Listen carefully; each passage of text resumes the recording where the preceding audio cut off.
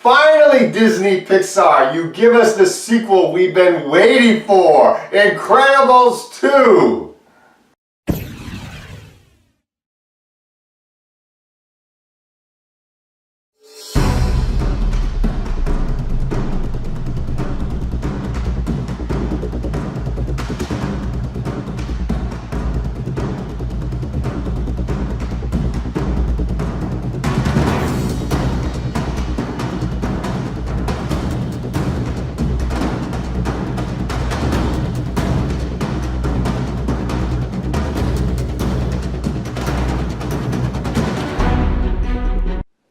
Incredibles 2! Directed by Brad Bird, starring Craig T. Nelson as Mr. Incredible, Holly Hunter as Elastigirl. This movie is the sequel to Incredibles 1 that came out 15 years ago. Talk about a long wait for a sequel. I guess Disney ran out of car movies, plane movies, and they didn't want to do a Finding Marlin movie after they did Finding Dory, so let's get to the sequel everybody's been really waiting for, which is Incredibles 2. The plot of this movie picks up right where the first one left off. You get to see the Incredibles go after the villain that the movie left off with, which is the Underminer, voiced by John Ratzenberger. And after they deal with that one, they meet this billionaire, voiced by Bob Odenkirk, named Winston Endeavor, and his sister Evelyn.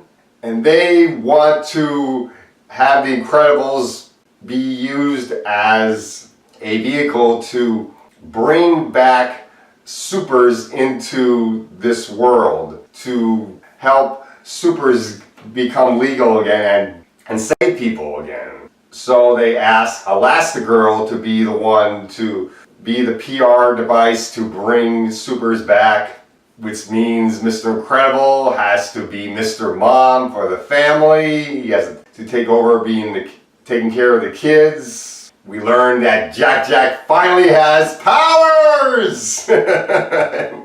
He becomes the standout of the movie with all the different powers that he has. It is funny what happens with Jack. We get more Frozone in this movie.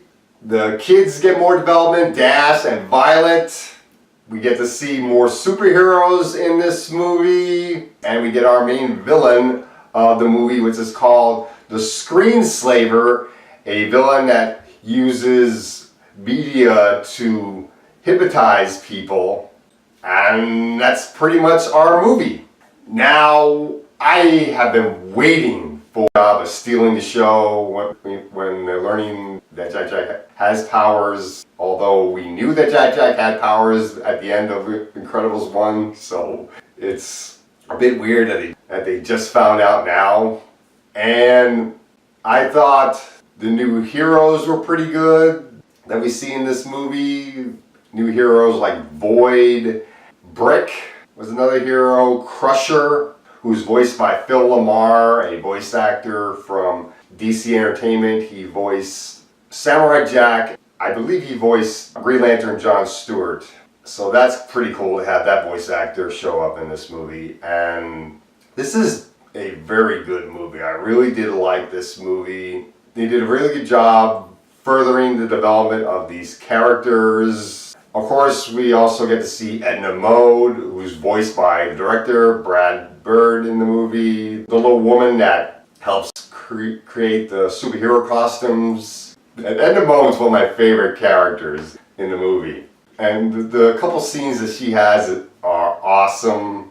But let's get into the negatives of this movie, because this movie, as great as it is not perfect. For starters, the villain is very obvious. It's a very weak villain, not as good as Syndrome, although I think it's very hard to make a villain better than Syndrome. Syndrome was such a great villain in the first movie, so making a better villain, I think, is a bit difficult when you had such a great villain from the first one.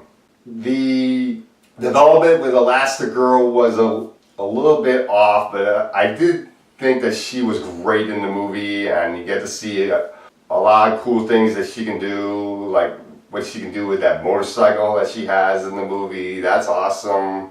And I just really really like this movie. The animation is great, of course, it's Pixar, so they always have great animation. The short that comes before this movie, which is called Boyo, or something like that, is really cute. I really did like the animated short that came before the movie.